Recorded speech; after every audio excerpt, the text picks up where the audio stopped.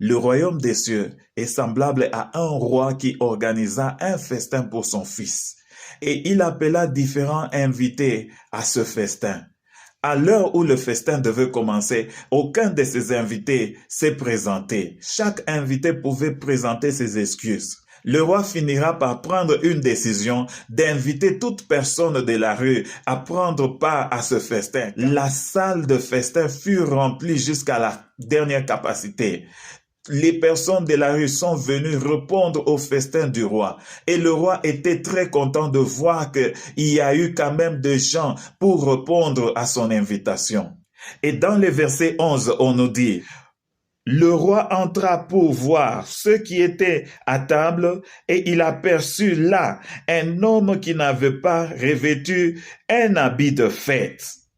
Bien-aimés, rendez-vous compte, ce sont des gens qu'on a pris juste dans la rue pour venir répondre à l'invitation du roi. Les gens qui n'étaient pas préparés. Mais le roi, lorsqu'il entra dans la salle de fête, le roi s'attendait à ce que toute personne dans la salle puisse être habillée en habit de fête. Le verset 12, on nous dit, il lui dit: mon ami, comment es-tu entré ici sans avoir un habit de noces?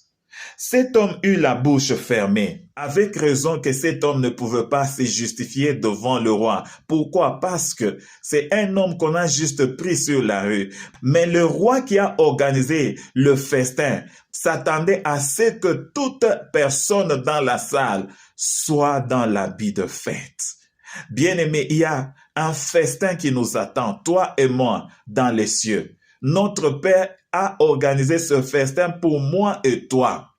Nous devons être sûrs d'être habillés en habit de fête, en habit de noces, bien-aimés. Quel que soit le temps et les circonstances, nous devons être prêts pour répondre à cette invitation du roi. Tu dois être revêtu des habits de noces, bien-aimés. Et dans le verset 13, la Bible nous dit: alors le roi dit aux serviteurs, liez-lui les pieds et les mains.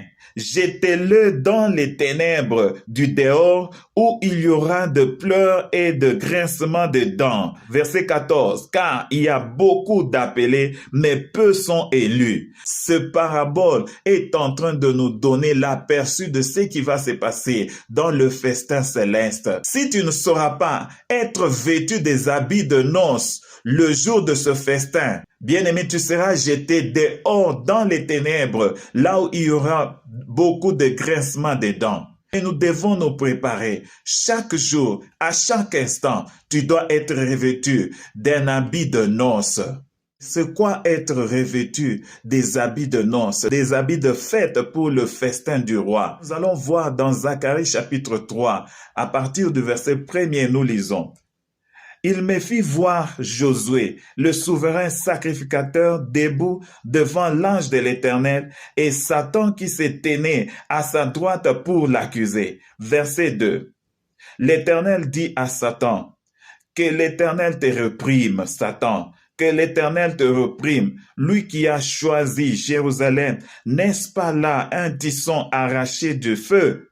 Le verset 3 nous dit: oh, Josué était couvert de vêtements sales et il se tenait debout devant l'ange. Le verset 4, l'ange prenant la parole dit à ceux qui étaient devant lui: ôtez-lui les vêtements sales. Puis il dit à Josué: vois, je t'enlève ton iniquité et je te revêts des habits de fête. Bien-aimé, être habillé des habits sales, ça signifie que nous avons nos iniquités qui nous couvrent, nos péchés qui nous couvrent. Et dans le premier verset, vous allez voir que Satan était là pour accuser Josué. Pourquoi? Parce qu'il était habillé des habits sales, qui représentaient ses iniquités, ses péchés. Et pour qu'il puisse être agréable devant Dieu, l'ange de l'Éternel a ordonné à ceux-là qui étaient à côté de lui enlever les habits sales, de lui enlever les habits qui n'étaient pas dignes de la fête et de lui faire revêtir des habits de fête. Bien-aimé dans le Seigneur, tu as besoin que l'Éternel puisse t'enlever les habits sales, que l'Éternel t'enlève les habits d'iniquité, de péché, de transgression, pour que tu puisses être agréable devant l'Éternel, pour que tu puisses participer à cette fête, à ce festin que Dieu prépare pour nous qui sommes les élus. Bien-aimé, tu dois vérifier ta vie. Ne vis pas une vie des habits d'iniquité, des habits de transgression, des habits de péché. Tu dois renoncer à cela et prie pour que la grâce de Dieu te localise, afin que tes habits sales,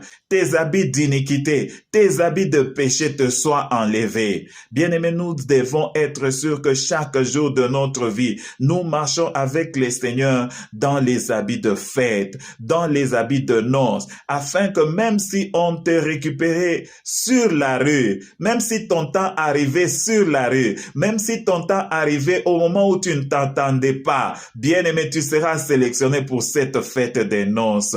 Prie pour que le Seigneur t'enlève les habits d'iniquité, les habits de péché, afin que tu sois revêtu des habits de fête pour participer à cette noce. Beaucoup sont appelés, mais peu sont élus. Que Dieu vous bénisse.